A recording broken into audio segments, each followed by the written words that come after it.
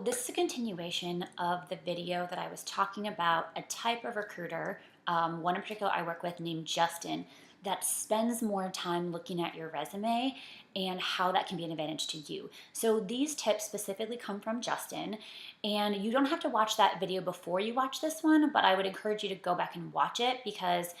after you watch this video, it's going to explain the reasoning and why I think that Justin's a recruiter we really want to follow his tips.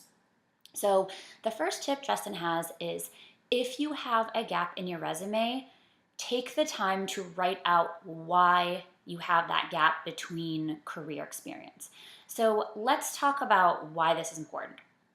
If you leave that gap blank, the recruiter has no way of knowing what you were doing there. Now, I think there are some recruiters who are going to spend more time, and I talked about the fact that Justin does that, and a lot of times they might be able to get to the bottom of this without you doing it, but by explaining it, it's going to give them that quick way to see what's actually going on. Now, I worked with another recruiter before, and I'm gonna call him Adam, that's not his real name, and he was explaining to me why gaps are a problem in his mind. So he was talking about the fact, especially if the gap is a current gap, that someone currently has not been working and their last job experience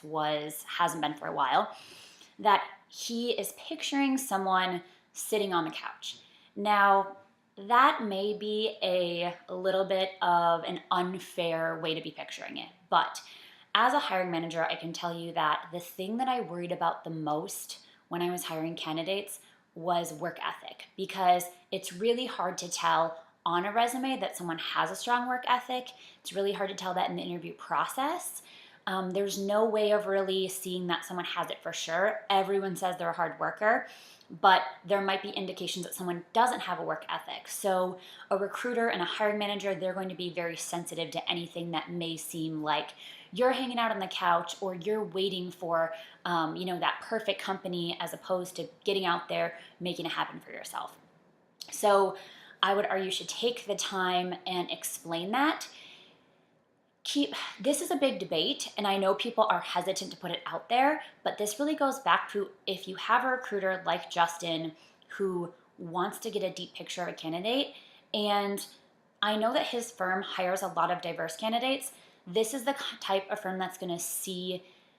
some of these potential barriers for other companies as assets. So a gap saying that you're waiting for visa will just help draw the attention to the fact that you're an international candidate, that you bring international experience, and ideally you want to work at a company that's going to see that as an asset because it really is.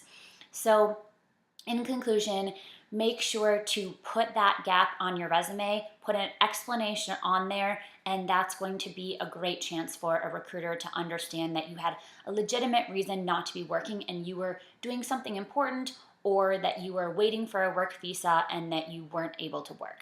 Stay tuned because I'm going to be doing 2 other videos with great tips from Justin, so make sure to check those out.